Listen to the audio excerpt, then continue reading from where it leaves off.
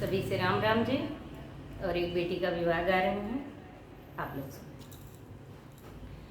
एक मुट्ठी जीरवा बोवैहा मोरे बाबा, फूलवा तोड़न हम जाब। एक मुट्ठी जीरवा बोवैहा मोरे बाबा, फूलवा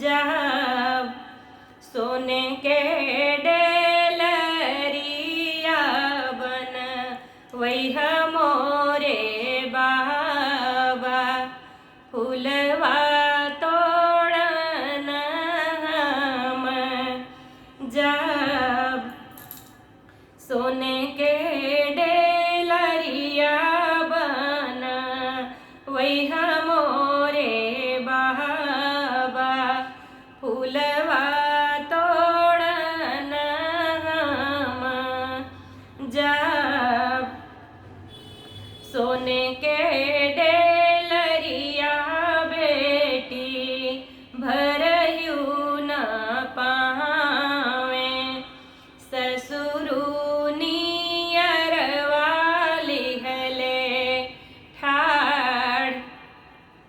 सोने के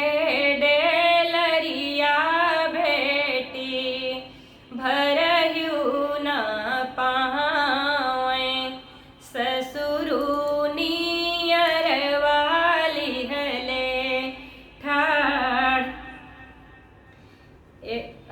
अब के नियरवा तू फेरौ मोरे बाबा, अब फूलवा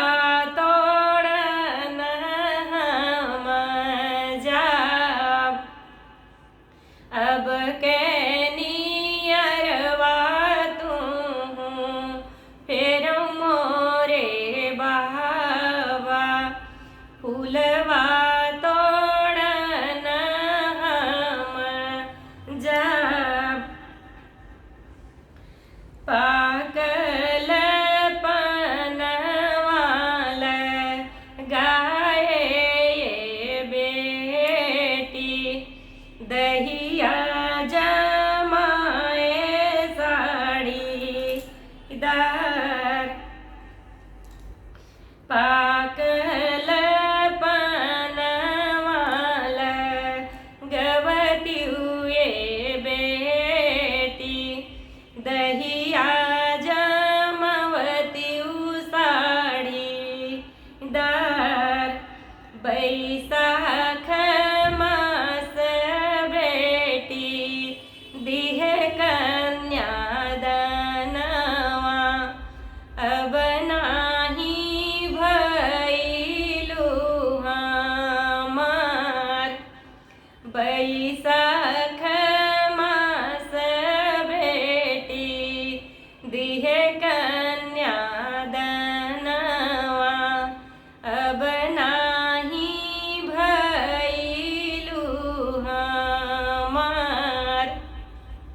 छोटा सा ही गीत है, आपको कैसा लगा जरूर बताएं।